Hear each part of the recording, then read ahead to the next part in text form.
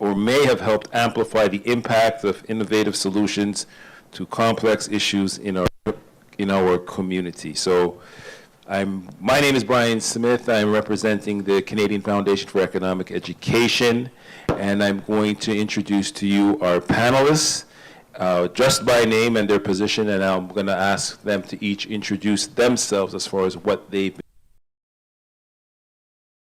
A series of questions that I have prepared, and then we hope then later on to have some questions from the floor so that we can have interaction. So the first person I'm going to introduce is Sharon Nelson, who is the Assistant Director of the John Molson Executive MBA Program and the first Vice President of the Jamaica Association of Montreal, Inc.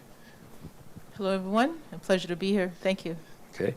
Second, we have Sandra Mukeza, I hope I have that pronounced properly, Director of Program Development and Accountability at the Africa Center from Alberta.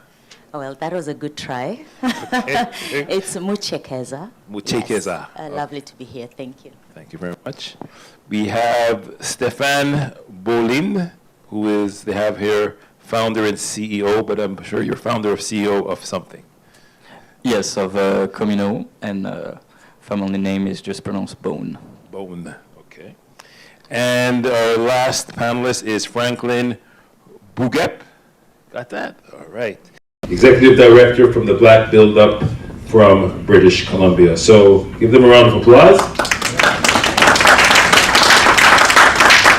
And I'm just going to ask each one of them just to tell us a little bit about yourself. Well, what can I say? So I am with the Jamaica Association. That was put on the calendar that my other life, but the life that I want to talk about is the volunteer life. So I'm with I volunteer with the Jamaica Association. Mark Henry, our president, is in the back of the room. And so I've been doing that for the last 6 or so years. And I'm very happy to be here to, in that role, I'm the vice president, the first vice president. We have 9 people on our board, so we have 2 vice presidents. And so in my role, I take care of a lot of different things related to the communication and indirectly and somewhat directly into the positioning of the organization as well in terms of how people see the organization. So I'm happy to be here to talk about, that topic. Thank you. Hello, everybody. I'm Stéphane Bone, CEO and founder of Comino, and I know what y'all are thinking. Young, yes, but ambitious. Thank you. So Comino is a digital platform to help and support social organizations, social movement, social initiative, and student association to reach their goals.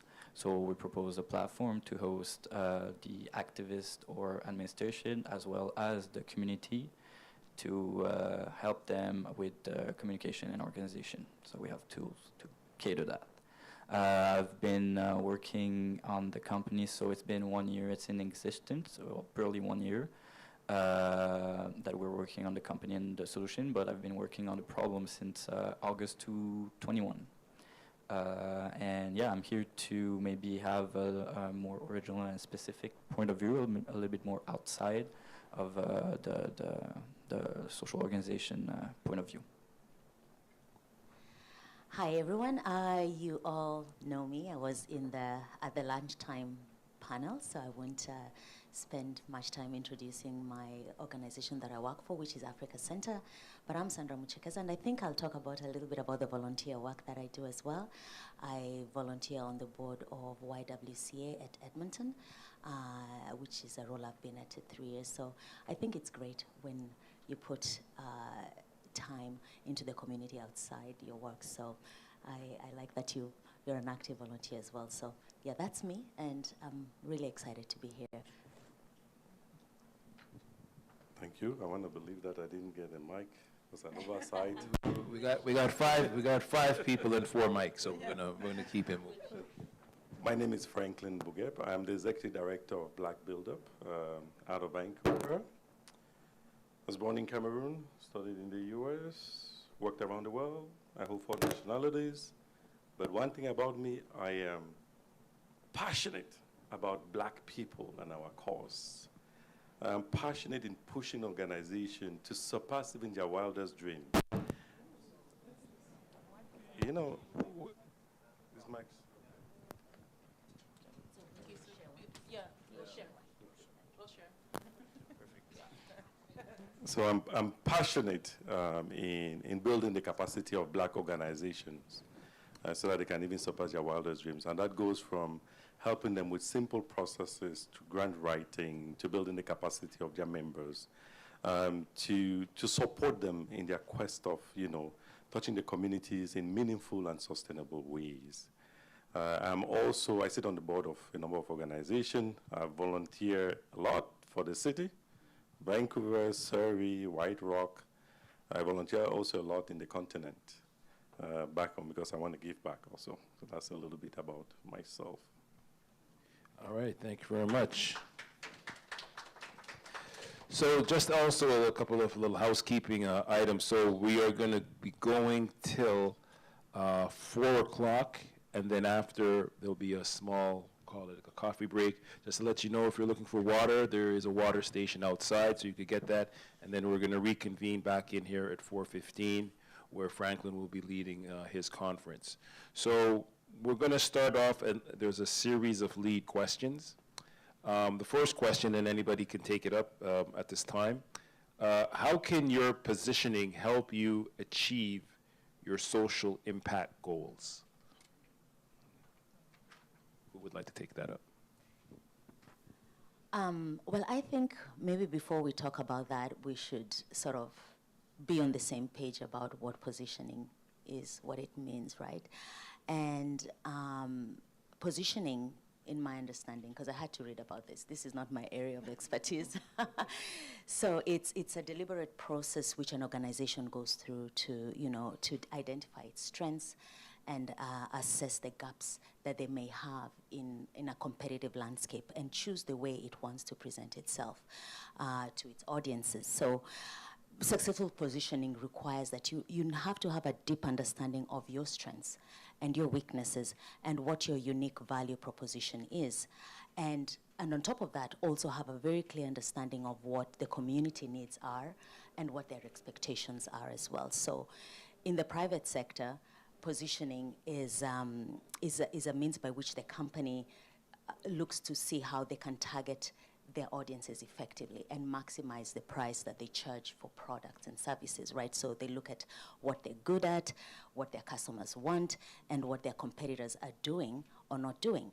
But in the social impact sector, it's kind of like the same but slightly different, because our customers are different. Our customers are our clients, the community members that we serve, our donors, our funders, our supporters, our volunteers. And for us, positioning is really is equals to what we're passionate about, what the funders and donors will pay for, plus what other organizations are doing or not doing. So I think understanding that that's what positioning is for social impact. And I don't know if anyone wants to contribute to that, if that's your same view of what positioning is for social impact. Absolutely. So I look at it more like a product. You have products and there's getting for positioning, really, there's an external and an internality. And the external is really what you described there, organizing oneself so that people can see you and understand where you are and who you are. But internally, in order for positioning to also happen, there has to be a strengthening within the organization, right? There has to be, and the governance components that needs to be part and parcel, so that positioning externally, and you're right when you talk about the different clientele. The clientele is very different than a for-profit organization, right? So internally, when I think about positioning, and I think about what we've done at the Jamaica Association in order to get our word out there in terms of, and to have that social impact. We're a 61-year young organization, but at the same time, looking at the gaps was important, and that's one of the things that our board was able to do in terms of looking internally. And I think positioning is good externally, but internally, we have to create the structures that allow for that positioning to take place in the first place, as the precursor to getting the word out there and really showcasing who we are so that we can get to our clients, so that we can get to the funders, so that we can get to all those other things that mean something. The governance component inside, and I think about our Black community, Black English-speaking communities, and that's one of the first points when I think about positioning. What are we doing internally, right? Hello, no, sorry. You talked about gap, and you saw it really internally. And I wanted to also have another point of view on what positioning is, especially for me in my formation and my experience with my business. I see it as not positioning with the competitors or the potential collaborators, but also positioning towards the problem. Most of the problem that social organizations are facing are systemic problems. So they are in a system. So you have to find how do you put yourself in that system.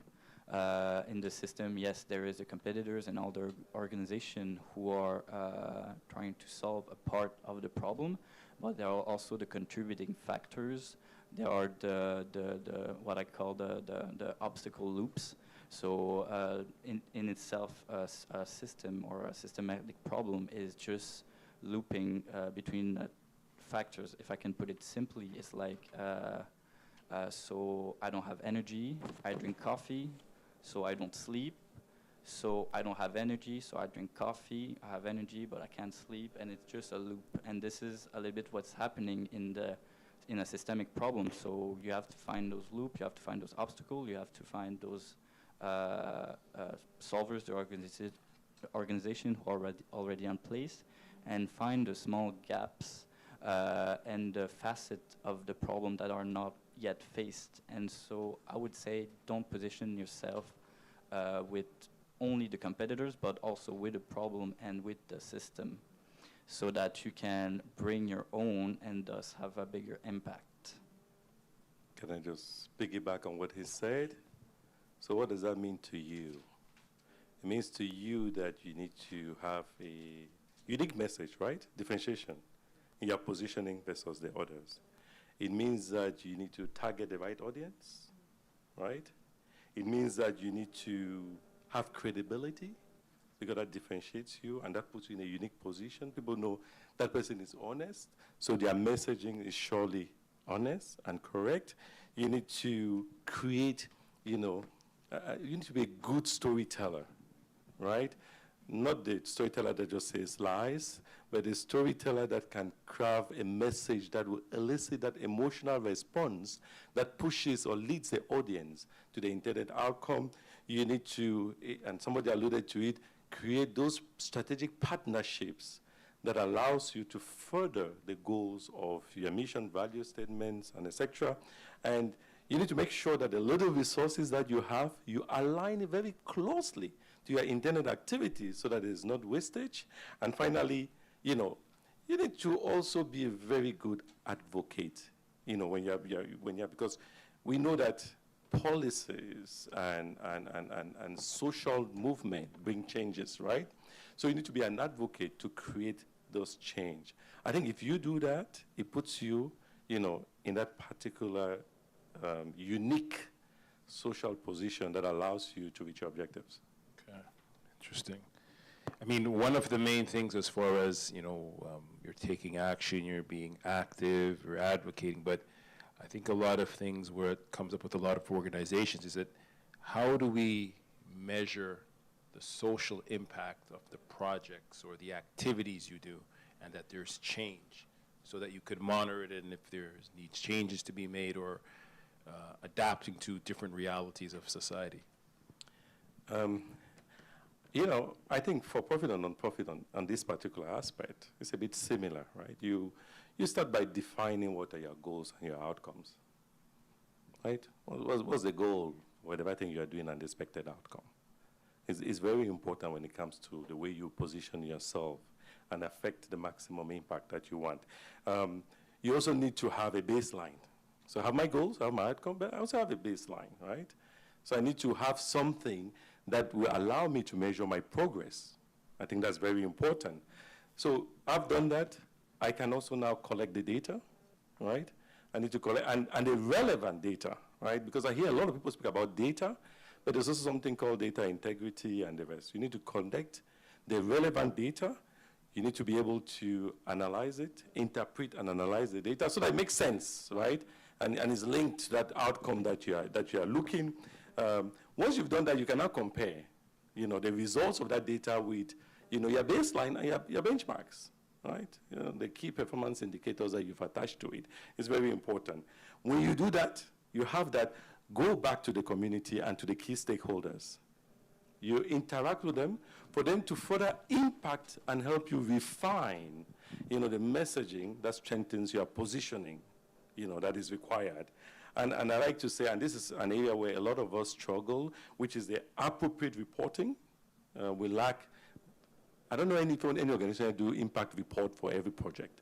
People just submit what the donor is asking, but people don't create that impact report that can tell the successful story about all the work that they've done. You know. And that would be, I feel, something that funding agencies want to see. What are the impacts? Because it's not just giving money for a problem, but how are you changing society? Yes. And then you learn, you improve, and then monitor and evaluate, right? Make sure that you can monitor, you can correct any deviances, and engage even external auditors, right? External, you know, for them to strengthen the integrity of the process. That's one thing I can say. Yeah, you talk about baseline, and maybe I have a more entrepreneurial approach to it.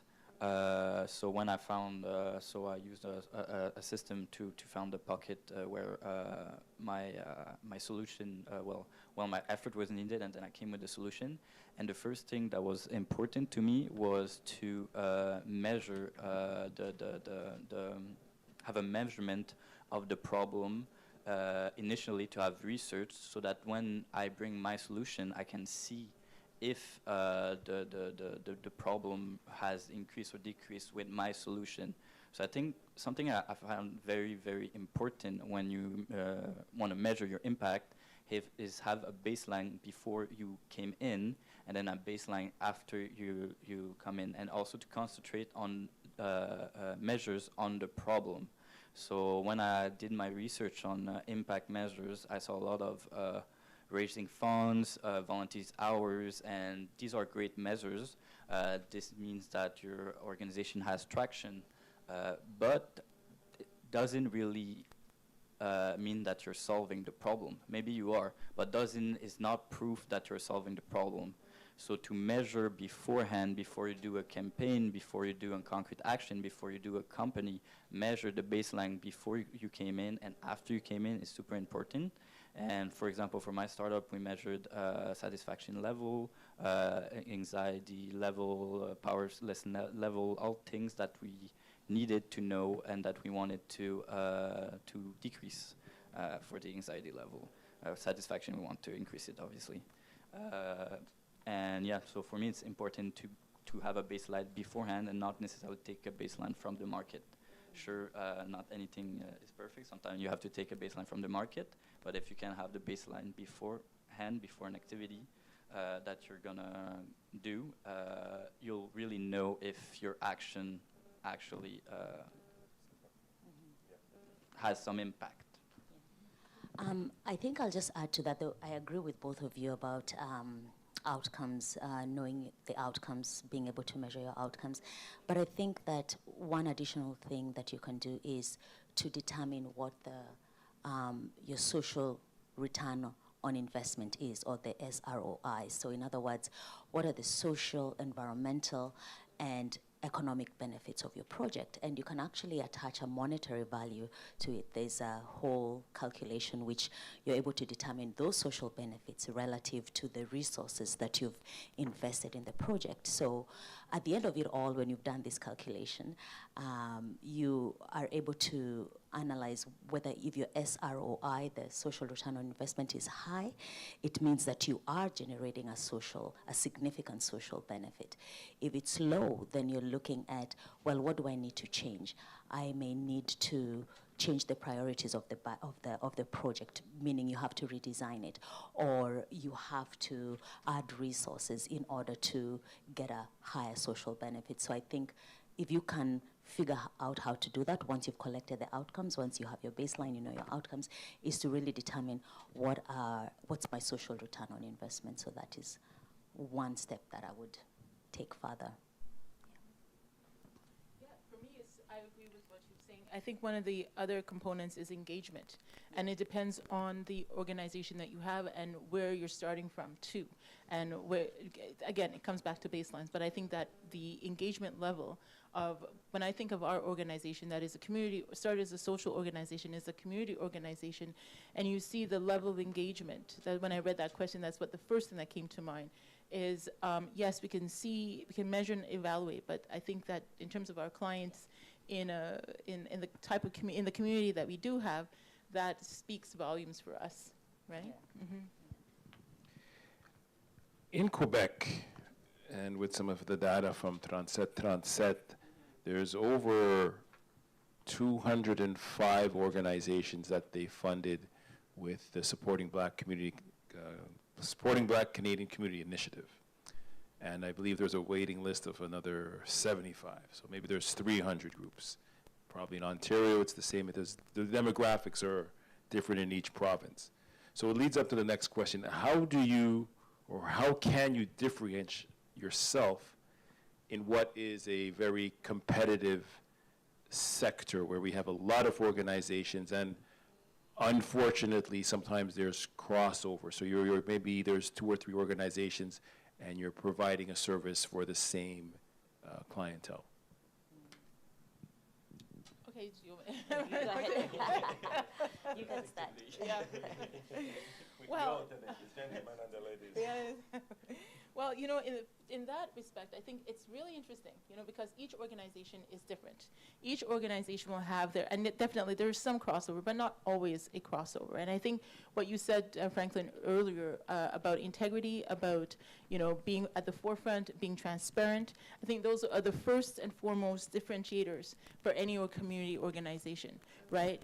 Where people believe and trust in what you're doing and what you say you're going to do. You say what you're going to do, and you do what you're going to. You do what you say you're going to do, right? I think those are one of the first things. And in Bith Tonset, I think it's simple. You know, following the guidelines. We talked about Cara Fiesta. Let's talk about that. So, you know, following the guidelines.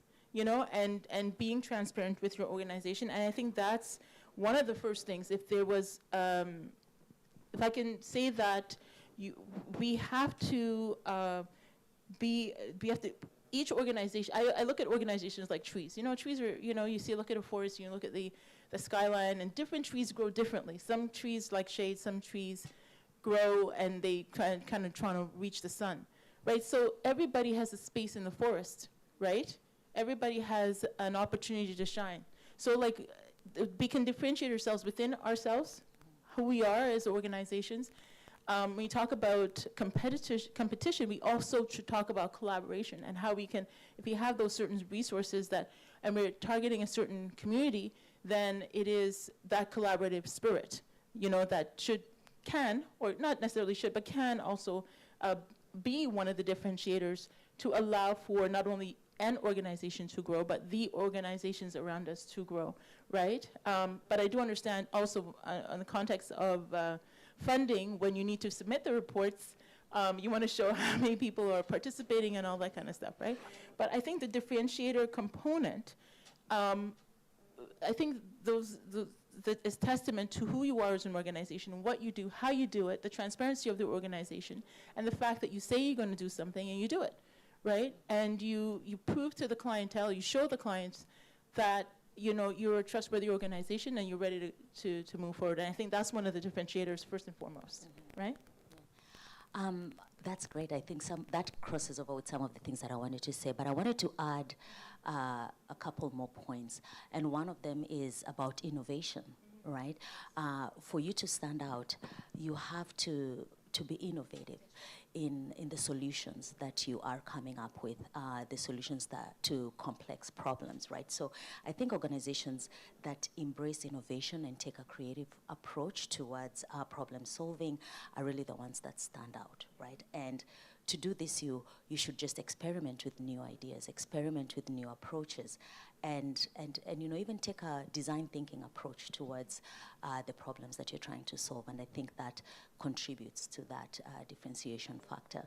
Another thing is, I think, the use of storytelling to communicate the impact that you have. A lot of organizations, I find, in the work that I do, they do really great work, but they don't communicate it. They don't talk about it, and that's a pity. You don't stand out. You're just that There's an organization, actually, I was an ED for a very short while, and they'd been around for 35 years, and they did such it was a hidden gem in the city, but they just did not do a good job of communicating what the impact of the work that they did with the youth in the city. So I think if you're sharing real life stories of how you're doing your work and how it's making a difference in the lives of the people and in your community, then you're able to really build those emotional connections with your stakeholders, with your donors, and with your volunteers. Yeah, you talked about design thinking, and for me, design thinking is also going back to the drawing board. So I talked about mapping the system, mapping the problem, the systemic problem, and finding those pockets. And honestly, for the number of organizations that are dealing with Black identity, Afro-Caribbean descent, the more the merrier. Just the thing is, you need to look at the system, and there are great tools that you could use. This panel is also about tools, but there's the Impact Gav Canva. There's mapping the system. Those tools are tools that allows you to and they're really simple tools that are taught at school, but simple is generally better. That you can see all the levers you could do, the potential partnership you could do in the system, and as I said earlier, the obstacles and all. So just by mapping the system, if we could do a big map of the ecosystem in Montreal, Quebec, and Canada in general, see who does what, trying to solve which problem in which geographic, maybe we're going to see some overlap, maybe we're going to see some partnership potential, we're going to see probably a lot of cannibalism. And yeah, after if you see like a pocket that is not yet solved or a problem that not yet solved, maybe you can orient your organization toward that. And then communicating is very important. Storytelling is just as human, storytelling is so important. So to not communicate what you do and why you do it, especially the why, because right now, especially in my generation, we're not buying we're not buying any more product. We're not just looking at the good outcome. We're also looking at the why and even more the how. So why is this organization doing that? Yes, it's a good outcome, but why is it doing that? Is the purpose a good purpose? And how are they doing it? Do they have good practice? Do they have equity in their practice? Are they polluting in their practice? All this is very important. So to storytell and communicate what you do is so important, especially in the ecosystem we are now. So I would say mapping, seeing your levers that you could take advantage of, the partnership, but also, as my co-panelist said, storytelling. You know, when you're the last person to speak, and that everybody has said everything that you had so painstakingly, jotted down. You're going to innovate now, right? Innovate. Well, so, how can you differentiate yourself in a very highly competitive environment? On top of all what my very learned colleagues here have said, I think we start with the basics, right? Your mission and your values. It starts with that. Who are you? Especially with this generation. Where are we, Generation Z or Y? I don't know. Mine is Z. The next one is back to Alpha. Okay, so with Generation Z and Alpha, that they want to know who you are. So it starts with, your mission statement and your values. And we spoke a lot about storytelling, communication. That boils down to your brand identity. You need to have a very strong brand identity who speaks about, about you. My learned colleague and friend here, am I joining an Africa Center? I might apply one day. So she mentioned about innovation, right? So when we speak about innovation, we're not just speaking about technology. We're speaking about also, the way of doing things, right? We're speaking about processes. We're speaking about, the way you are deploying the solution and improvement. Do not satisfy yourself with the perception that I've made it. The government gave me 1.5 million today. I have made it. I'm the new sheriff in town. That's it. I'm not going to reimagine myself, learn constantly, listen to the community, and reinvent so that I can meet the need, whether we know is very vast in the community. So that learning component, I said it's lacking a lot in organization, continuous learning, continuous, engaging stakeholders to see what are we doing right, what are we doing wrong, how can we correct, how can we mitigate, how can we anticipate what is coming so that we can provide solutions that meets, fit-for-purpose solution that better meets the needs of our community. That's All right, thank you very much. We have a few more questions to put to the panel, but I'm also observing as far as with the time, and I know that you all have some questions. So the next question is a very important thing. How can you collaborate with other community-based organizations and or private sector partners to strengthen your position and maximize your social impact? So what strategies can you offer to work together, but also seek out additional supports outside of the nonprofit sector? okay. So I will give only two, because I'm mindful of my colleague. I can give everything and they won't have anything to say. So I will give two, and give them space to give more. It starts with identifying shared goals. Okay? So let's sit down.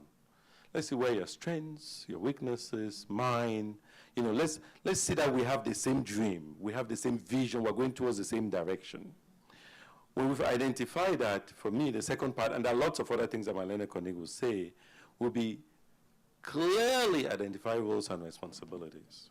People get in partnership, like love at first sight, and we don't know each other, and then we're shocked that down the road, there's a lot of miscommunication, there's a lot of mistrust, and etc., misconception.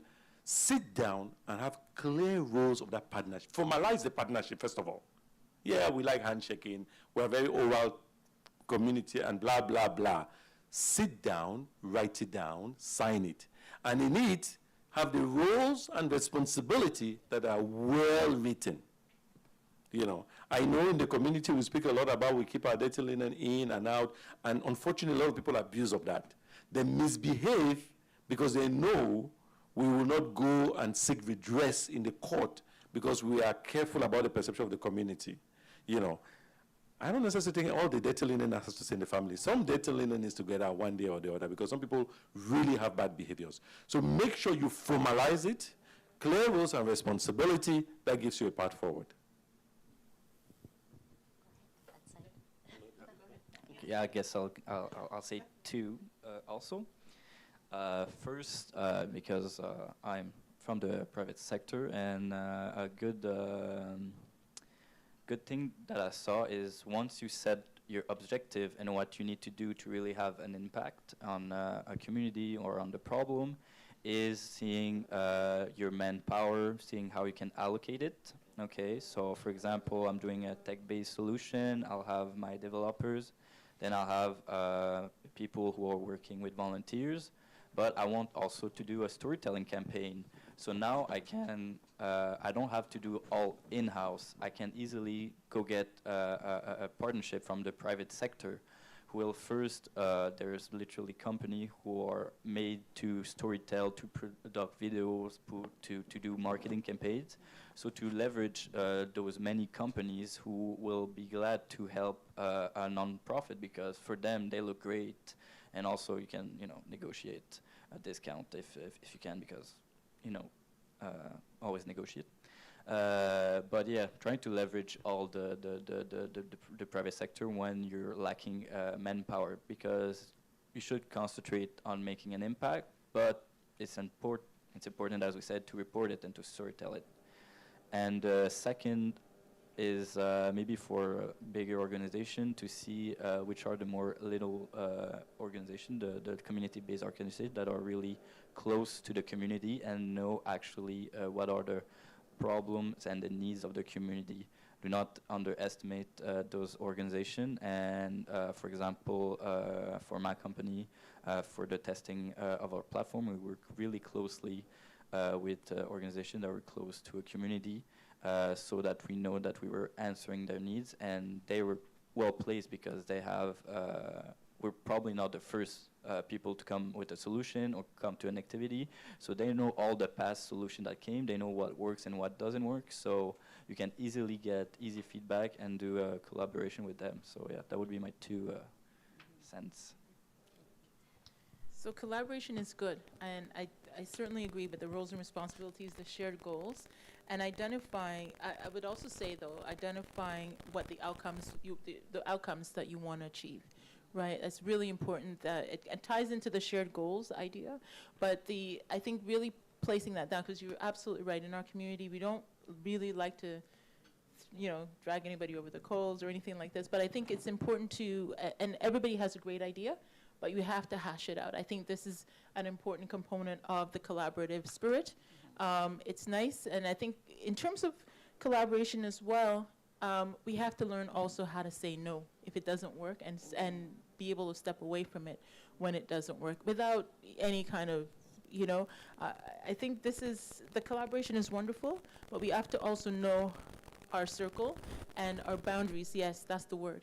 We definitely have to identify what those boundaries are, and be okay to, if you have a project and you need to work on it on your own, because you know that it's going to materialize, where you have you're going to have the resources, because that's a big one, and you're going to, not have to depend on a promise. You're going to actually get the work done if you're collaborating. So I think we also have to, while collaboration is great, it's wonderful, there's work behind collaboration, and I think that's what we also have to identify first, and to see who we're collaborating with, what we're collaborating for, is the ROI worth it?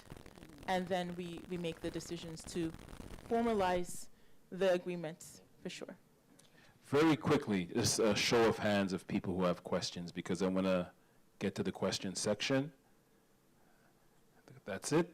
No, I'm going to have to start calling people out again like yesterday. So, there's only one question here right now. Okay, I'm going to go to the next question, and we're going to have to see some more hands up. So, and we're going to close up with this. How can you manage the risks associated with your positioning in philanthropy, such as conflict of interest or the criticism of transparency? Oh, well, I can go. So I think one way that you can manage risks that are associated with the positioning is to have very, very clear ethical standards. And these standards must be able to outline your commitment to transparency and accountability, right? So if you have those clear, I think that's the first step towards mitigating any kind of risk associated with positioning. So that's one thing. Another thing I would say is to foster a culture of transparency in everything that you do. Be open and honest with your stakeholders about your operations, your finances, and your impact, because I know a lot of organizations hide their finances for some reason. I don't know why. But you want to look good, right? But if you're open and honest about the money, that's a big, it creates that credibility and trust with your stakeholders. So I think those things do help mitigate against this. Okay, Sharon? Yeah, if I can, around that too, when I read the question, I think about organizations as philanthropists. That's how I read it. And I think, yeah, definitely, like every organization, profit or nonprofit, having one's books out there is what the books are, right? Because it clearly delineates what's happening in the organization. And the hiding is where it gets kind of shady. Everybody comes up with a story about what happened to the money. But I think in terms of the philanthropy and in community organizations, oftentimes, you know, people say, oh, they have $100,000, they have a lot of money. $100,000 in an organization when you have to keep the lights on is not a lot of money, right? And so I think what we also have to do is to educate our community about what money it takes to run an organization. We have staff, we have, you know, the lights, the gas, the cleaning products, whatever, and what it really takes to run an organization. Because $100,000 doesn't get you far, you know, in a community organization. And I think that's what's got to happen, right? I don't know if I can add on. Also, I want to make a point on I can't pronounce this word, I'm sorry, but on conscientization campaign, especially on the web, as I manage a generation where we are bombarding with campaigns after campaign after campaign, there's always problem. We know all of the problems.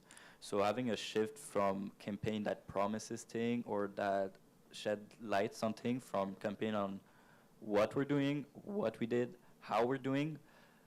As somebody, that is more my personal opinion, but I feel that it's shared with a lot of my generation, we prefer seeing the real you, the real organization, what you're actually doing, what you're struggling with. There is a company that is not a non-profit, but they had a lot of traction just because they were honest. They're like, okay, we're making a company. Today we had some financing issues. They made a TikTok video about it, and then the next one, we're pitching to investors, and everybody was following because it was so truthful, so transparent, and we knew exactly what was going on. And that's what we need, campaigns about what are you doing, what are the results, and how are you feeling, how are you doing, and also the struggles. Being vulnerable is a good thing. And as a person who hates being vulnerable, and I feel that most people here hates being vulnerable, it's a very hard thing, but I feel it's very rewarding if it's done well. I find it very interesting that you say vulnerable, because our generation is really vulnerable, you know. So what you said is very right? And I want to piggyback on it really quickly. So we need to address conflict of interest, right? We need to address it openly and with transparency. Do not hide it, do not put it under the ropes. Address it heads on, right? If you need to seek legal guidance, ethical guidance for that, get a lawyer, please do that. We need to embrace independent evaluation. You know, when a funder comes to you and your accounts are certified by an independent evaluator, believe me, the little blips that you have and etc., they can oversee that because they know that you're working to have a strong governance. As you know, my colleague here said, respond, you know, constructively to criticism. We have a speaker that spoke about it.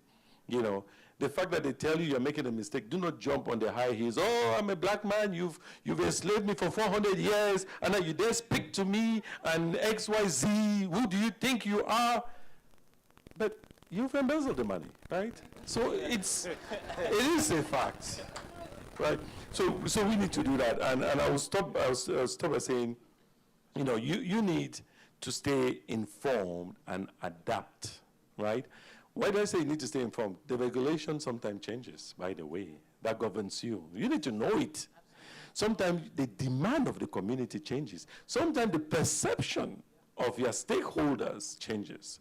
So you need to be informed so that you can adapt and align yourself, you know, to what is right versus to what you think it is right. Thank you. Okay. So we're going to start with a couple of questions. I'm going to pass the microphone. Sir, please introduce you and which organization that you represent. Good afternoon, everyone. I'm Dennis Mitchell. I'm from the Côte d'Ivoire Black Community Association. And this question is directed to Franklin. No, I was very interested when you spoke about continuous learning within organizations. But could you give us an example as to what type of training that would be relevant for organizations when it comes to more along the lines of positioning? You know, could you recommend any type of training for organizations? Thank you. So we live in a world of, you know, technological advances that goes at pace that, you know, so fast, right? and somebody said here in the first session that ignore it to your peril. The reality is Generation Z and the future generation Alpha, you know, their specific needs, or where they express those needs, is really in a technological medium. So what you need to learn is, okay, these guys are really all of them on TikTok, on Instagram. You know, do I need to make sure my organization, you know, put in place the process, the structure, the tools, the technology to be able to meet them where they are so that I can better address their need? Because you were created to address their needs, right? So when I say learning, it means listening to your landscape, understanding your landscape, and then building the tools, or partnering with other organizations that can help you to build the tools that you are able, you know, to meet the demand and fulfill your mission. So you're focusing more on technology? No, I just gave that as an example, right? They are, you know, there are various, let me give an example, Black Build Up, for example. Let me say Black Build Up. So one thing that we realized was that suddenly we had a lot of seniors that were requesting our service. We never thought about seniors in our program. Really, we never. We also had seniors. So that meant for us that we had to think, how do we meet the needs of these seniors? We had women telling us, oh, we really want to come to a capacity building program, but we have children. So we had to say, okay, how can we meet their needs? Do we do a blended learning? Do we move into an e-learning format? Will they be comfortable with it? And by the way, thank you, Africa Center. We did finally build the e-learning modules and everything. So we evolved, right? We learned from, you need to listen to your stakeholders, then you engage them for the solution, and then you can now implement it. Thank you. Can I add on? Another question, because we're about 2 minutes left, so I just want to give her, maybe she can have a question and maybe you can respond. My question is related to transparency. How are you transparent without showing weakness, to showing that the organization has like a weakness? Because with our project, I was transparent with a potential entrepreneur, and they in turn said that they're going to go somewhere else because of something they heard years ago. Even though we spoke about what was negative years ago and how we've improved, but they just hear, oh, like, I just remember it was this and this was bad. So now then they're gonna go tell their friend or their peer, don't go there because I went there 4 years ago, even though there's been new people in charge running the program. So now we have that narrative going around. So, yeah. If I can, I think it's about storytelling. It's about really communicating with your audience in today's terms. Because in our Black community, we understand that that happens a lot, right? I heard this happen, and it's not, you know, it's not good. It's not good at this place or that place. But they don't know enough. It's essentially what it is. That person didn't know enough. And I think it's the onus is then on the organization to say, to get your work, your story out. And, you know, sometimes, as you said, the showing vulnerability is not a bad thing. It's okay. In the Black community, we don't like to show vulnerability, but there's a certain beauty in vulnerability because it says that I need your help. I need you to be a part of the solution, right? So it's not like you're showing weakness. My mother always says you don't ask for help because you're weak. You ask for help because you want to remain strong. Mm-hmm. And that's a part of, you know, showing to the community and communicating your story continuously. And people will always have something to say. They'll always say, well, I don't believe this. There's never, you know, you go to this organization and that organization and so on and so forth, and they're never going to help you. But then when you start changing the minds of the individuals by showing that you're present, you're transparent, you're true, they can believe in you, there's all that stuff that makes it work. I think that's the key. And that was just that individual. I agree with that. Being weakness is not, it's being vulnerable is not being weak, right? And if you own it, whatever it is that that is perceived as a weakness, you own it and say that, yes, that happened. And this is where we are at now. We're not defined by our weaknesses. And I'll let you in on a little Africa Center history. I'm not sure how many people know that, but this piece. But about 5 or so years ago, we were in a really bad place in terms of our reputation. The city, which was a major funder, withdrew their funding. We were in danger of closing, right? And I'm not going to get into the details, but we were at a place where, yeah, everybody knew our weakness. But look at where we are right now. You just start from that place, and you keep going. You look ahead. You don't look back. Anybody who wants to give you a chance will give you a chance. Somebody who doesn't want to give you a chance will not give you a chance. And so you can't really get stuck in that place. Own it, move on. 2 years later, 1 year down the road, you'll be looking back and you'll be in a different place. So just don't let that be the thing that defines you, and don't let that be the thing that stops you from moving forward. Integrity always wins. Integrity. You know, you think those people will go and say all the bad things. But if they had discovered it by themselves that you hid it, they'll be on the radio to say it. Well, now they can say, well, they told us about, and so the person they're talking to will be thinking, well, at least they were honest to share with you their challenges. And the message is not so bad, right? I would like to say one thing. When you're being vulnerable, you have two words that define what you need to portray is optimistic struggle.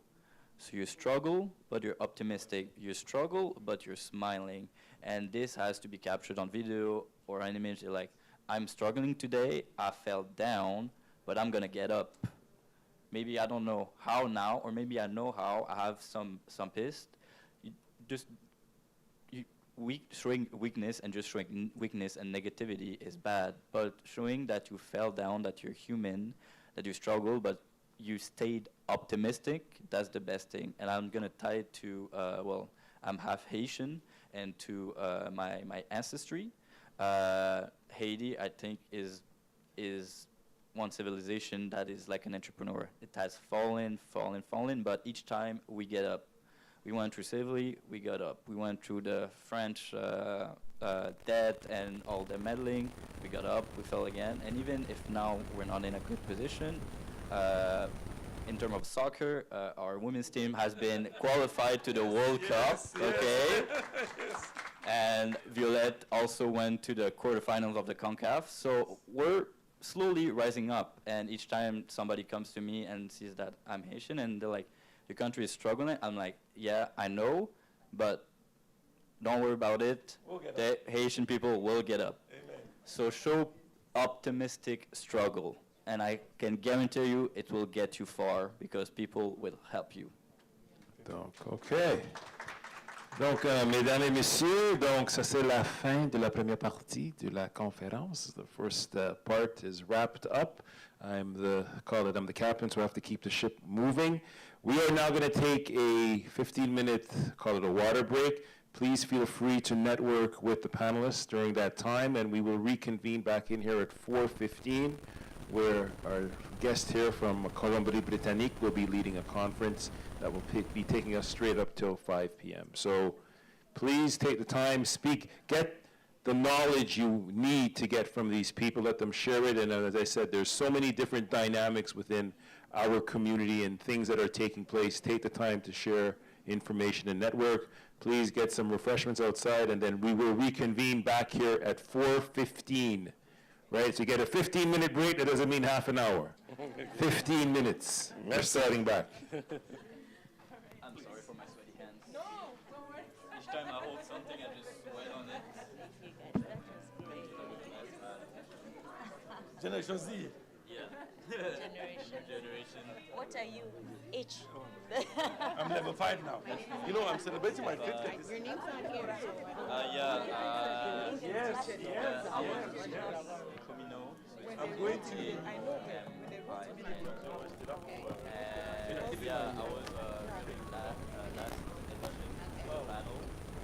Actually, not 6 last week. I was supposed to be confirmed.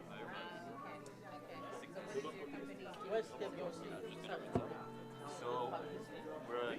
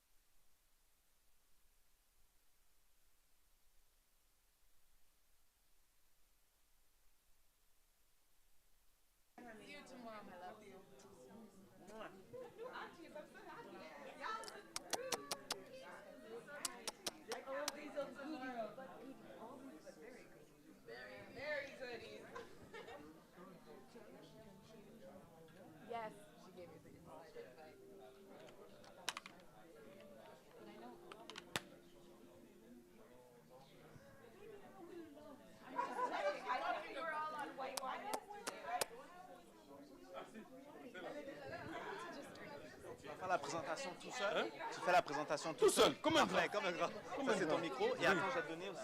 Come on, girl. I hope you guys are just going to take some water. Yes, yes, yes. No, I have it's a 15 presentation Because we have, I 6 have a o'clock. meeting at 7 and I No, know. it's 15 minutes. How come the most important people? Yeah, I know. No, my, no, You know, with I'm feeling hard. I No, know. maybe sitting, Marvin feeling hard. has been so nervous about this. It's because I have Onboarding meeting with a new member of my organization at 7 and I leave very You guys are leaving me alone. These people are not, they don't look friendly. I'm scared of them. Well, how come you Too many black people in the same hall sometimes can be. Yeah, it's not about making a. See, I even have a to press the green and it goes. And this is the back one. The red one is the back one. Yeah, exactly. You see? So can you stay just for 15 minutes? I live in the West Island, far. Yeah, we live far, that's why. It's gonna take me over an hour to get home and I have to be online for 6 o'clock. Okay. I'll see you tomorrow. We'll have a drink tomorrow. Okay. But you guys should just hear how amazing. Thank you.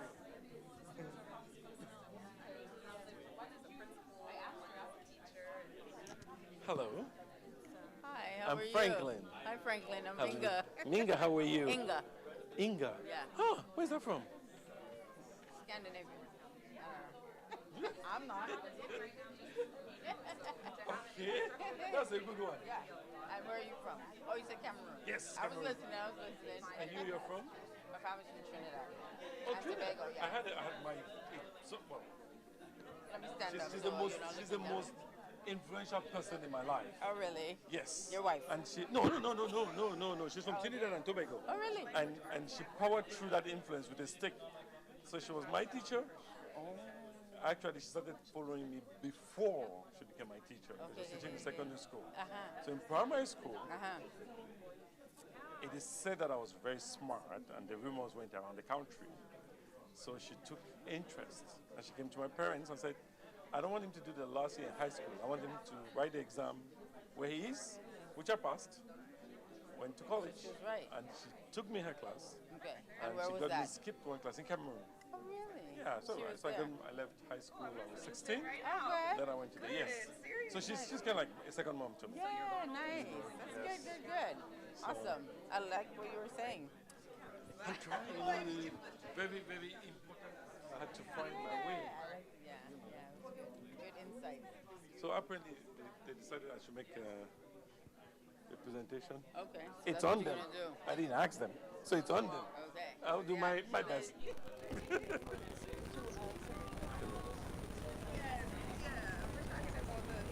Hello. How are you? I'm Franklin. Oh, Malika. I'm Shiata. So Trinidad. Hi. I'm Frankie. Tanya. Okay, Tanya's not Trinidad. No. Okay, where are you from, Tanya? I'm from Winnipeg. Eh, There's no one else from the prairies here, so I that's- feel the need that's- to represent. You actually, when you hold her hand, it's cold. You know, It's warm. Winnipeg is a cold. You know. Warm hearts. Well, you don't have the choice than to have a warm heart. The place is making cold. Exactly. You know, Exactly. and they're actually very huggy in Winnipeg compared to the other. But I think the more you move towards the east, the more people are hugging. Yes, because people are hugging, they make bizu bizu and things, touching. But in BC, people are very friendly, but there's a distance. Like we'll stand close Yes. like this. No. We won't People are, be, it won't people, be people, weird. people move a bit. There's no But like personal here, space. people, I came here, and some people gave me bizu bizu. I'm like, oh, that's nice. I want to come back to these places, you know. And my wife is not there to give me the look. Like, and God knows it's an innocent bizu bizu, and I can genuinely be happy without thinking anything. But so she asked me actually, are you having fun? I'm like, no, babe, you're not here. Like, let's just move. Finish it, She's gonna see Yes. a clip. She's And then I hung up the phone. That's I it. hung up the phone. Franklin, I'm like,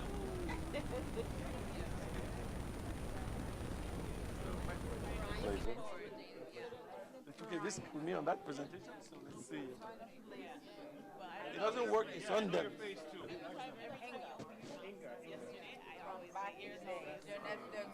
Thank you. I hope with a smile at least there's something of substance that you get out of it. Every time. Thank you. Thank you for the question. My friend Franklin. Yes. Oh, this is a Trinidad and Tobago gang. She's from Trinidad, she's from Trinidad, she's from Trinidad. Don't make joke. I am here. You're joking, right? You know. Well, my family's from Trinidad. Yes. So at least I could speak like a Trinidadian for a change. Yes. Oh, God. So I am here to help you make connections. Yeah. You can say thank you, you know.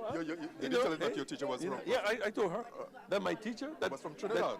The person who influenced me, one of the most important people in my life, and she yielded that influence with a stick. My teacher. From Trinidad, yes. Yes, from Trinidad. Yes, from Trinidad. Yes. A Cameroonian guy, actually from my region. You know, we're quite charming and, may I say, handsome. You know, he was in London, and this beautiful Trinidadian king. Then the guy moved. You know, and before she knew it, she was in Cameroon, sitting by the fire, putting things on the.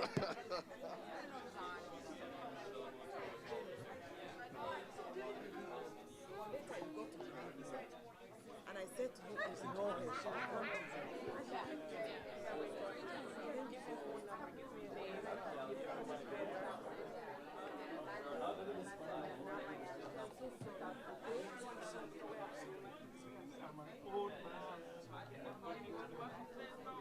You're like, when we come back, we'll talk about it.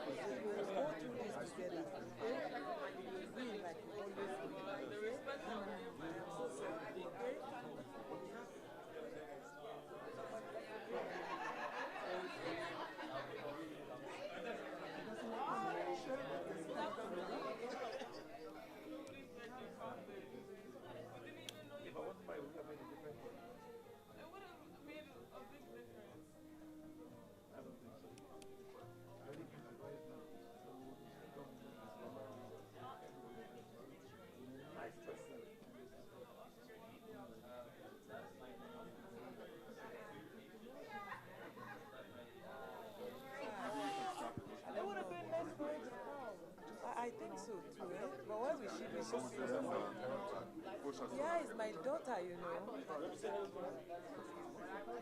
fast. what? I know. I can guarantee you, if she doesn't smile when you pick up the phone, that's not I know. You know, we had issues this morning. That was what I was trying to discuss with Mama, and I was talking with her. You know, sometimes children. Okay, everybody. Yes. Hello? Yeah. I'm just testing the mic.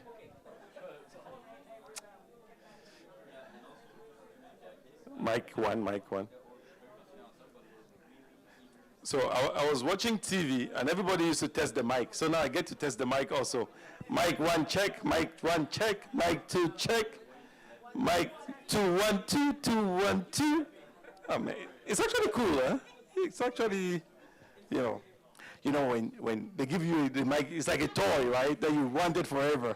I have it, it's mine. It is mine now, you know. So I can use it and I can. Hey, actually.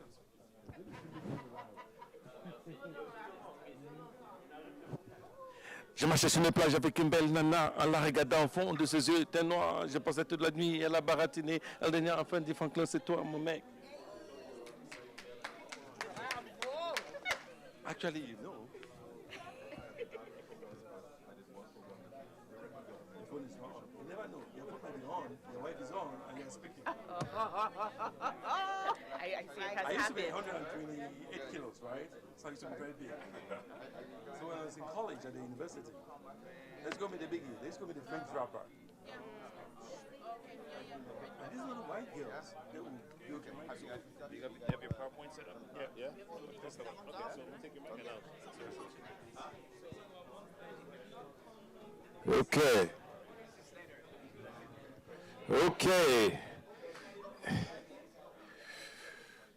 We are going to get the train starting back again, so I'm going to ask everybody to please grab a seat, and you can continue the networking afterwards. I'm not sure if after this workshop there's last night they had a cocktail.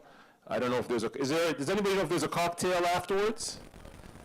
It's tomorrow? There's no cocktail tonight? Okay. But the gala is tomorrow, and I was told that the gala was sold out, so those of you who want to sneak in, you can try to sneak in. But so we are going to reconvene where everybody's here, so we are now going to have a presentation on maximizing social impact through effective positioning, going to be produced by Mr. Franklin here from the Black Build-Up, so I'm going to pass the mic over to him. And please, everybody, please take notes, and please have some questions at the end of the presentation. We are going to try to wrap up by 5 p.m. If it goes over, so be it. It is the end of the day, but I'd like to let Franklin take the mic. Merci. Merci. C'est avec plaisir que je prends le mic. I've been wanting to seize it from your hand for a while now, so I got the mic. So we can do this before 5 because a lot of what we discuss kind of ties to it, all right? So these are just, let's call it a refresher for what you've listened, and perhaps put it in a more structured way that if you want to take it, you take it. I like interactive presentation, but if you interrupt all the time and it goes beyond 5, that's on you. That's not on me. On me, we'll be done by 5. A couple of things that I wanted to clarify. When I did this presentation, I usually send my presentation to my kids to have a look at the presentation, right? So my son saw this presentation and sent it back to me and said, I've made changes. I'm like, what changes have you made? He said, leave all the flying to God, focus on the messaging, because I had this transition, the slide flies and comes in. So if you are the type of person who likes those things, you're not going to get it today. Blame it on Adriel, that 14-year-old sitting somewhere in Vancouver. There's no transition here. The second part is on the last slide, and I'll speak about it when we'll be on that slide. So far, so good? Okay, everybody up? Did you take water? Okay, the beauty now, we are a small group. It's kind of like family, so we can be really genuine here, right? And speak. So, okay, this is all what we're going to speak about. Can I just move next? Everybody can read that, right? Okay, it's a table of content, understanding effective positioning, the power of personal branding, crafting your narrative, building meaningful networks, aligning with the right causes, overcoming challenges, measuring and evaluating impact, taking action, call to action, and questions. Believe me, it seems like a lot of slides, but actually we'll go through it quite fast. All right? So, one of the first things that I need everybody to know is, I think my colleague Sandra kind of defined social impact, right? But I wanted to simplify it. Really, when you speak about social impact, it's really affect you or the business or the organization that you work with, is the impact that you have in the well-being. How positively are you impact the society in which you are or the community in which you are, right? That's social impact. So it's important for us to understand it. And that really ties into the fact that, we mean something to our community, right? And that we can impact our community through our actions. So the effective positioning is what you actually do to influence, to create awareness, right? Or to bring meaningful and sustainable change. So you understand that you, as a person in a community, you have the power to bring change in a meaningful manner. So having said that, for you to do both of those, it requires a number of things that we're going to see, right?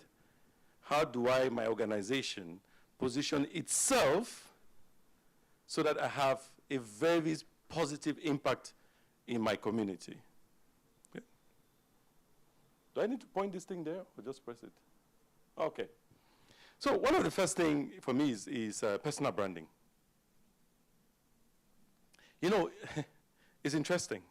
The disconnect between sometimes a person and the message that he's portraying. Have you seen that in the community?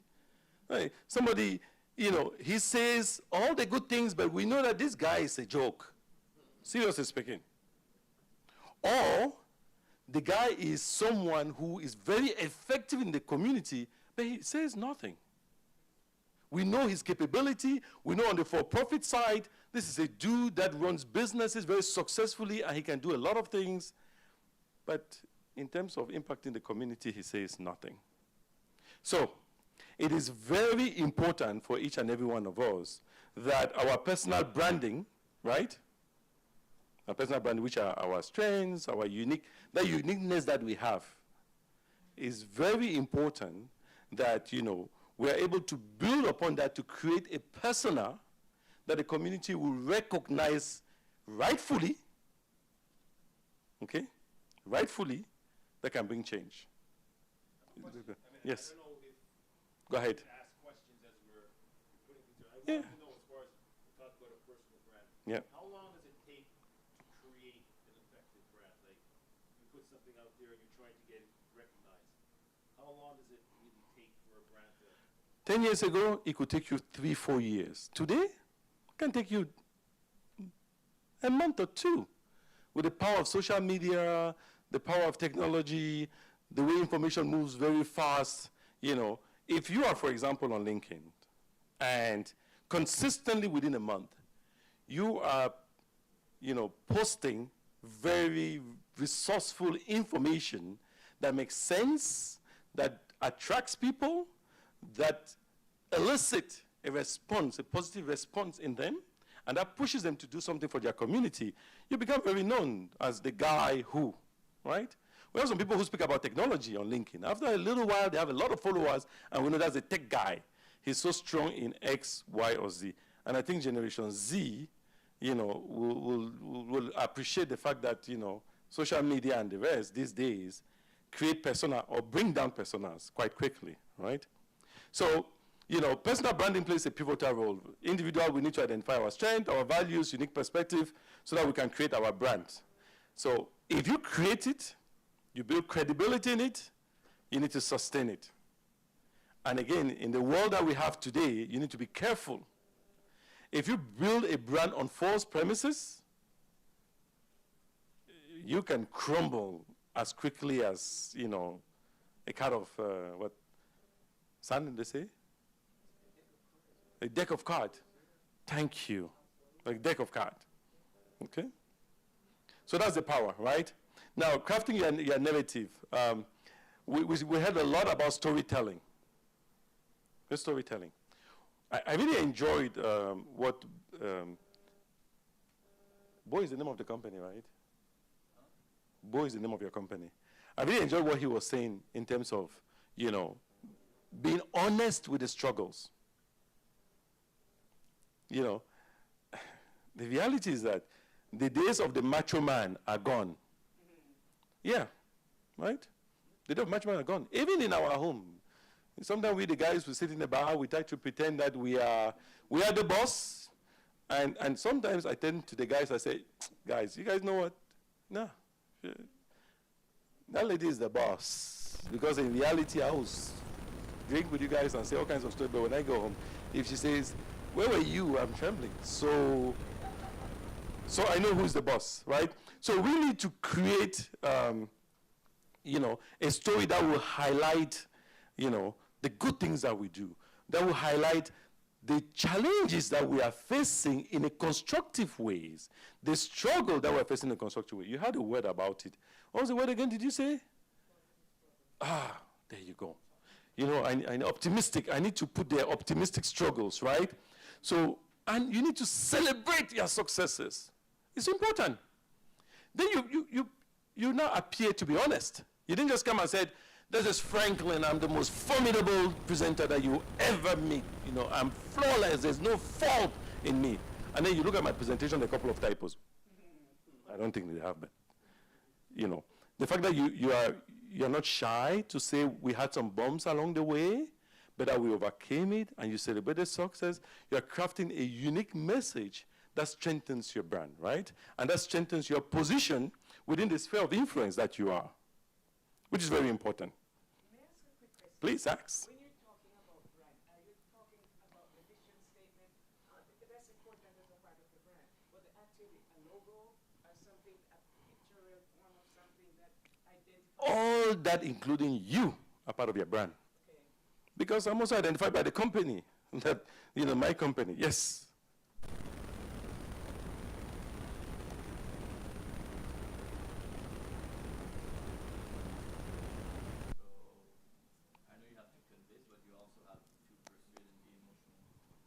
So if you have, for example, an impact report that tells you, this year we touched 1,000 people, this year we had 23% increase in our activity, the emotional part is the story behind the 1,000 people. So if the 1,000 people, they didn't have drinking water, it's not just saying we touched 1,000 people. So on the bullet points is for you to show the fundamental impact that they had on the people, right? And that will elicit the emotional response. Because if somebody here, this year, we met all our KPIs, that's one thing. This year, we provided water to 1,000 people, that's one thing. Or this year, we trained 1,000 women, that's one thing. If you say we trained 1,000 women, and then you explain the situation these women were before, and where they are now, and the successes that they have now that you are celebrating, that generates the emotional part. So you're connecting the rational and statistical part with the emotional part in your storytelling. And they always come together, by the way, because storytelling is to generate a response, and you actually an emotional response. You want the person to feel connected, the person to love it, to have that goosebump like when you met your girlfriend the first time. I hope you still have it now, but you want that to happen, right? Because when you share your stories, guess what? When you share your stories, you are empowering others, you're encouraging them, you are telling them it is possible. And that is how you move the community.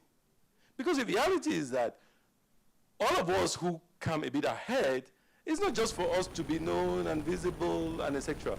We want to make sure we're not eternal. So I'm influenced by, Elder Rostum. So his pride will be that tomorrow he's sitting somewhere in Bahia Beach and etc. And he reads somewhere, oh, this is what Franklin has done. And Franklin, gives credit, to following the example. And I'm following his example because of his integrity, the way he has portrayed himself, and the brand that he's representing, which is integrity, hard work, dedication to the community, and etc. Okay? So craft your narrative. And everything, the foundation is always integrity. I cannot overemphasize on that, especially today. Nothing hides under the rock. Okay? Build meaningful networks. Okay? We spoke extensively about it. I won't spend too much time, but look, people have their own agenda. Yes, we like to argue among ourselves in the community. Yes, we have a lot of distrust, but it doesn't mean that that's the permanent solution. It doesn't mean that everybody. I've had some wonderful alliances with some organizations. I've had some bad ones, some very, very bad ones, right? But it does not stop me from constantly looking who are those people that will further, the goals of my organization in a win-win situation. I never look as, I'm partnered with somebody for just black build-up to win. How do I also make sure that both of us win, which means that the community wins, because we exist to serve the community, right? So from the alliances, you can share resources, you can share offices, I think you mentioned, you can share offices, you can share ideas, work together, okay? And if you do that, then, the power of two is what? It's way bigger than the power of one, right? One person can work only one person. Two can work with more than 10 people. Multiplication, right? Yes, two is better than one. Align with the right causes. This is very, very important. And this slide actually, I had to ponder right because this is a reality. We have a mission statement. We know our core objective, right? We know exactly what we want to do. But because our organization is broke, we just do every kind of thing that they say. We hear there's a grant here, we go, we hear, and then our staff is confused. What exactly are we even doing? You know, we find ourselves getting money for things that we have no competency, no expertise, no experience. You know, the stakeholders are confused. The other funders, that might not have given us money, but that were observing and seeing our progress, and they were considering us. They're like, okay, apparently they are into something else this time, right? And so the fact that you're not aligning with your just cause, the right cause, guess what? You know, most of the time you don't impact the community. Okay? Overcome challenges. You know, effective positioning doesn't come without any challenge. There are challenges. Actually, there are lots of challenges. And the biggest challenge starts with us. We are so skeptic about ourselves, about others, right? We are very, very skeptic about, you know, what other people are even doing. And we complain and we criticize a lot, not in a constructive manner. We have, of course, the non-black community having their own skepticism. These black people, can they do something? You know, there's an organization called Black Women Business Network. So they wrote a grant for AAZC. So they called and they said, we are asking this respectfully, you know. The person who wrote the grant, did you require an external service to write the grant? So the ED said, no. We did it in-house. Like, is it okay for you to share with us the composition of your, so she asked why. So after going back and forth, you know, she realized it was like the grant was so well written. She said, this came at the top of the list. The grant was not yet awarded, but the lady told her, this came at the top in terms of, you know, the reviews for the grant. So we're really very impressed. So at the back end, they started thinking, oh, they're trying to figure out if we had help, because your perception is that black organization, women, and younger women, so we face that skepticism already, right? So those are the challenges that we need to overcome, right? So we need to know that they exist. We need to address them. We need to have a game plan for them so that we are prepared and it doesn't take us by surprise. So that we are proactive and not reactive, okay? Everything we do needs to be measured and evaluated. And this, let me tell you, is a big gap in us black organizations. Why? We don't even sometimes have the capacity. So when I work with nonprofits, one of the things I found very quickly is the lack of capacity to actually write KPIs. They don't know which are the right KPIs. Sometimes they might have an understanding of what they want to achieve, but they don't know how to measure it. You know, so it is important to develop the skill set that you have your clear objectives and you have your key performance indicators. Very, very important, right? When you have your KPIs, you can then monitor them. If your KPI is that every month we need to have trained 10 black women in, I don't know, entrepreneurship, it's easy for you to monitor them. So you can see if you're making progress, or if there are things that you can address, correct, rectify, and get back on track. Okay? And another beauty with KPIs, you know, and I want to ask here, tell me, what is one of the benefits of these KPIs? Oh, sorry, of this monitoring and evaluation. What do you think will be one of the benefits? One thing, yes. That's not the answer I want, but that's a good one. Yes. That's one thing I want, yes. But that's not the answer I'm looking for. Oh, very correct, very correct. Reporting. Hey, you're saying that you want to do an impact story, you want to report to the stakeholder. If you have a solid monitor and evaluation process in place, your reporting is so easy. Like literally, the donor can actually just call you just for a courtesy call. Let's say the project manager of the funding. Hey, Franklin, so where do you guys stand? Oh no, we've trained 200 women. We had some challenges with 15. This is how we have addressed it. This is where we are. We're on timeline. We plan to finish on the 15th of October. Also, there's sustainability. You can check your sustainability. You can check your sustainability. So it makes you look cool and so intelligent, and but it's a simple tool, and you can actually brag. Because when that person says, especially if it's a white person, wow, you're like, oh yeah, I take the wow. So it also allows you to celebrate your milestones, right? Because we've done it. We're in March, we're midway, we hit our target, we're doing it, guys. And you mobilize your volunteers, some of which you're not even paying them, you have a story to celebrate. And it rallies people for, the ending line. Are you tracking KPIs through your CRM, or do you use a different platform? So for me, I have a tool that I use. We are very data-driven, and we have a very strong project management team. So Microsoft Project allows all our projects, to be tracked very, very effectively. And it gives me, my view is on the management side, so I have a dashboard. So I can see where there are red lights, where there are green. It makes it very easy for me. Yeah. And most of these organization intermediaries, they actually gave money to buy those tools, so I bought them. I told you that we'll go very quickly. How are we doing on time?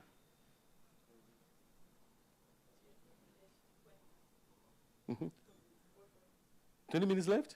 Oh my, I have time for so many questions for you guys, But the most important thing, so far so good? Are we getting it? Are we feeling it? Okay. So now that I've elicited that emotional response, everybody's feeling it, everybody's like, yes, frankly, we're in that journey with you. What are we going to do? Yeah, we're going to take action, right? So we know the key things that we need to do, right? We've understood that, we need to have a strong brand identity. We've understood about, we need to narrate our story better. We need to have impact reporting. We've understood that there are challenges on the way. We need to be proactive so that we can anticipate them and answer better. We've looked at the fact that, hey, we need to put in place the normal measures, right? We need to have our KPIs. We're tracking them. We're correcting them, making sure that, we're on track on top of things. And by the way, that's even very important. When I say reporting, they give you money, and believe me, the smaller the amount of money, it seems as if the reporting is more extensive. Because when I write a grant for $45,000, sometimes I'm like, is it worth my time?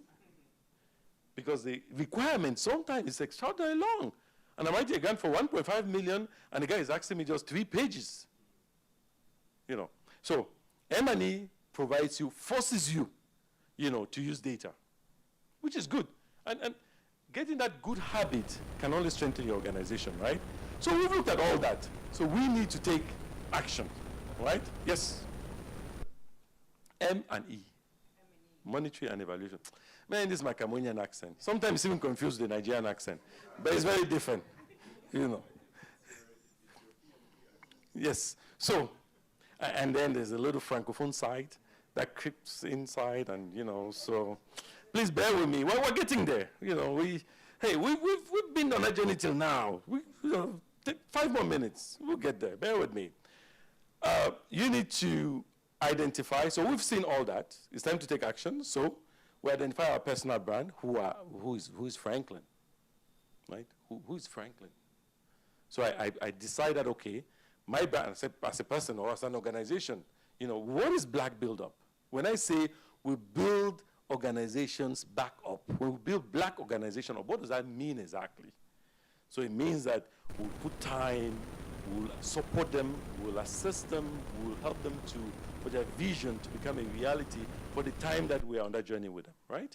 So if I'm creating that brand, I need to make sure that I stick to my word.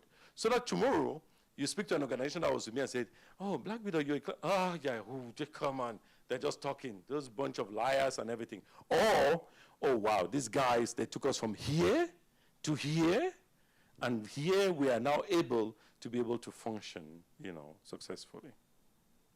So that's your brand, right? So once you build that brand, you've refined the narrative, your storytelling, your communication strategies. You've refined it very well. You know how to send out your impact reports. You know how to make sure that the messaging on TikTok, on Instagram, on Twitter, on Facebook, where? Which one is that one again? It's like for gamers. Yeah. Oh, God will help me. So you, on discourse and everything, you know, you have a unified, consistent, coherent, engaging, motivational, you know, impactful messaging. And I insist on the consistent. So that when you are banging it over and over, people know. So if somebody says, oh no, that's the guy that, man, take your organization there, you need his help. That guy just builds organization. So you are known for that unique, you know, brand. And you've sold that story, you know, the right way on a different medium, but in a consistent manner, coherent manner, okay? And then you look at your monitoring and evaluation, you fight all the criticism and everything and etc. So you've done all that. Guess what? You start impacting the community. Because you are doing all that so that the activity that you were born to do, that you create the organization to do, you know, should be done successfully. Okay? So time to action means that each and every one of you here, as I'm talking, I hope you are taking small notes, not be copying this, because you can ask me for these slides, I will send them to you for free. Believe me. But it is to write in relations to you. What can I do right now when it comes to my branding or the branding of my organization? What can I do now when it comes to our storytelling? How can I make it more impactful? What can we do now to overcome those skepticism that we know the community has about us or other communities or other people have about us? Positive, optimistic struggles. How do I narrate that? Okay? How do I implement, you know, a unified and coherent messaging? How do I monitor and evaluate, you know, my programs? When you do all that, and I'm calling you to action, that as from now, not tomorrow, as you leave here and you go to your hotel rooms or wherever you're going, I need you to start thinking about that. So, there's a dark, I said I would say something here. You see, I had everyone had some small, nice, oh, by the way, it's still my daughter who changes one. So my son is level 1, and my daughter is level 2. She decided that I'm 19. I cannot review the same time that the 14-year-old boy is reviewing. So he did his part, and he escalated it to level 2.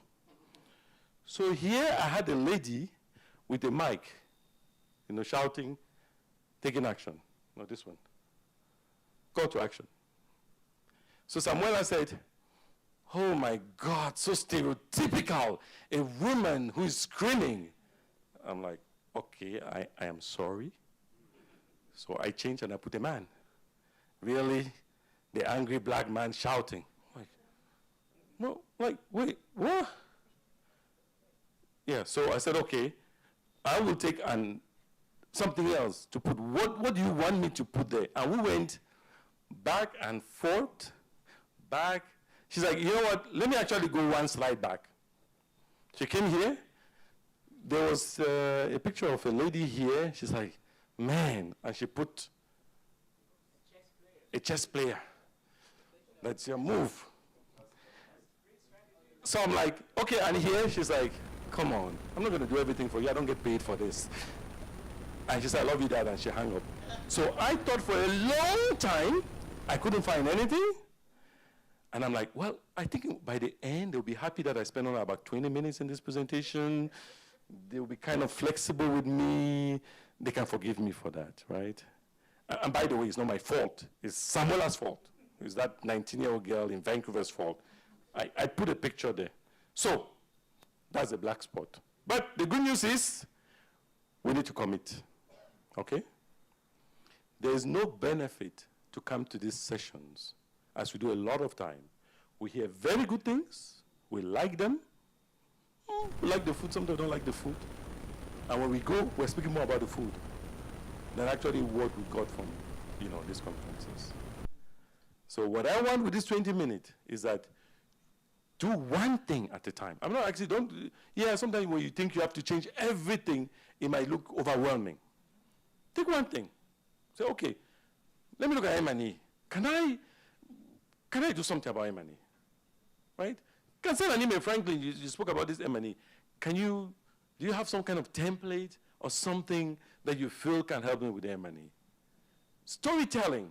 Do one thing. Say, guys, I've been hearing storytellings. Let's discuss among ourselves. Let's see if we can change the narration.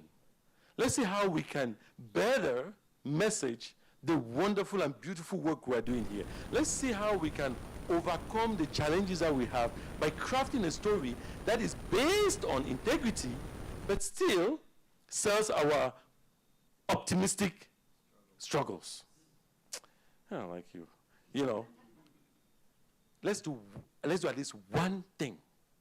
That's my call for action. Do one thing. If you do two, oh, man, the good Lord who sees you will bless you. You know, so let's do. And if we can amplify our voices, so if you do it, you do it, you do it, you do it, it has an immediate impact on the ground. Because your actions matter. Your voice matter. What you do matter. It matters to the community. It matters to you first of all, right? You had a dream of creating something because you want to help the community. So it matters to the community. And as we amplify all our voices by positioning ourselves the right way, meaning that we are impacting, we saw the definition at the beginning, right? Social positioning is you, me, our organization, impacting positively the community of the spheres of influence that we are. Okay? So that's my call of action. If we can do that, then, you know, my 20 minutes here would have been a great time. Yes, so any questions? Thank you very much. I think we had a situation earlier on, but with a negative impact. Yes. Okay, so it's a reality that in mathematics there's positive and negative, and they both come together to create something. So in this situation, our aim is impact that's positive, but then impact may become negative. So what do we do with the negative to turn it into a positive? We had that before with somebody else's story, and maybe we can look at that some more. So actually, I wanted to ask a bit more detail. So let's say we started with good intentions, right? But the impact turned out to be negative. Might be the fault of a person, might be the program might have slipped, or something happened. Just give me a case scenario. What I know is when you acknowledge, first of all, the issue, when you address the issue, that will bring it to the right path, and you communicate it effectively, that usually solves the problem. What happens most of the time, people try to keep it under the rope. If they're like, okay, how many people know about this? Some few people just wrap it up and lock it. You know, so I always the one to engage upfront, you know, when the challenges come. I don't shy about it because I know a lie can take you just as far. You know, yeah, there's a lie I told once to my mother. The thing caught me the moment that I had to ask her for money, and that was like 10 years later. So it can only take you as far. But if it's based on, if you acknowledge the problem, as he said, these days, you know, people don't just take anything. People want to know, and they want to know what you're doing about it.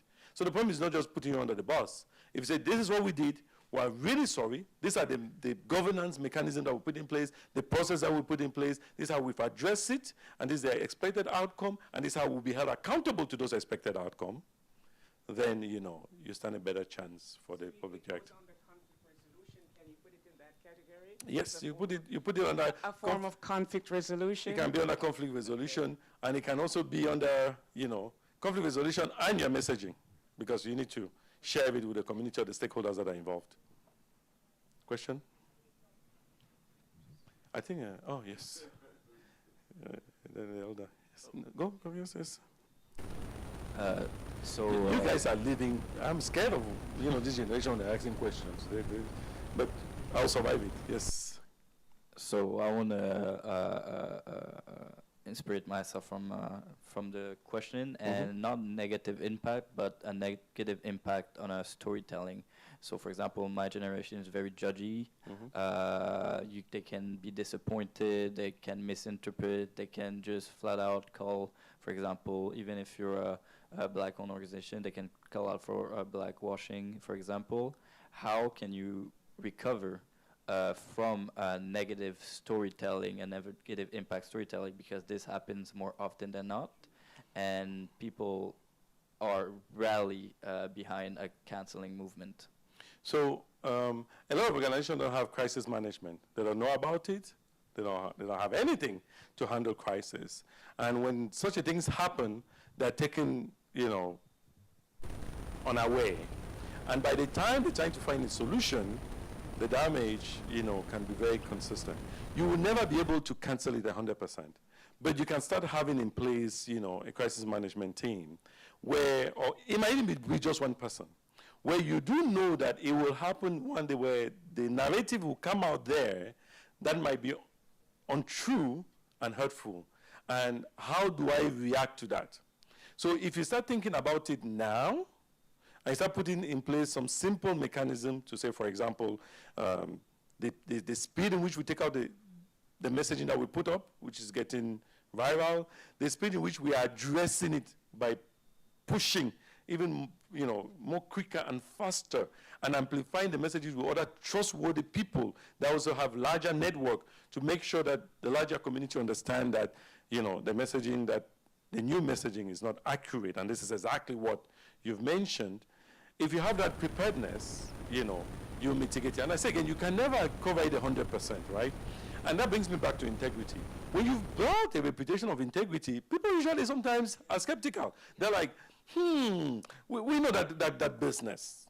So it kind of limits a bit the virality of the messaging, right? Because some people are like, I don't think that, Black Build Up or Group Translate is doing that. And that gives you also space now to react.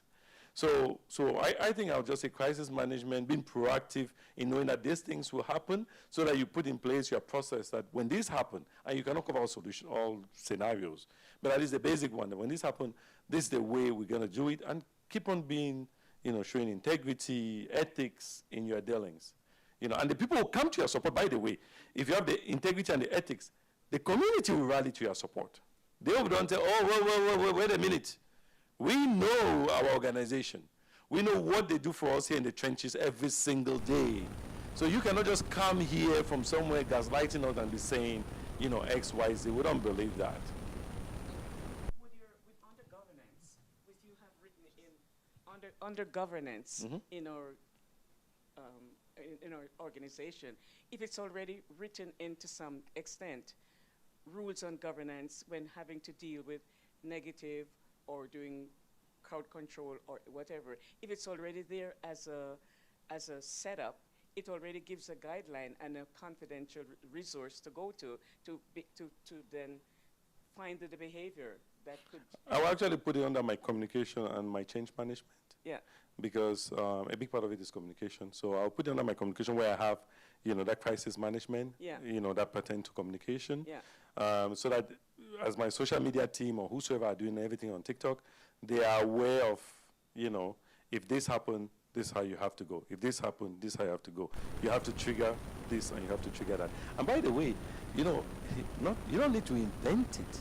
It already exists. You just need to look for that resource and have it and adapt it to your own situation. It's not like you have to go now and start thinking, what are the scenarios? You have a lot of documentation, templates, books, whatever, on managing this type of crisis. All you need to do is to look at the one that fits your purpose, bring the team together, tweak whatever you need to tweak to really meet your need. Because you can go and take something for a large organization that is really not applicable to you, right? So fit to your purpose, and then you use it. So I'll put it on the communication side of it versus the governance. The governance side for it would be, is where our values come into place, right? That we need to always act with integrity, and this is a process. If somebody, digress from the integrity, this is what is expected, these are our rules of engagement. If you embezzle, or you lie, you cheat, you do what, you date staff or whatever, these are the punishments that are in place. That would look at your governance, how you manage the board, money, and etc. Any question? No? Okay. Well, let's give our friend from British Columbia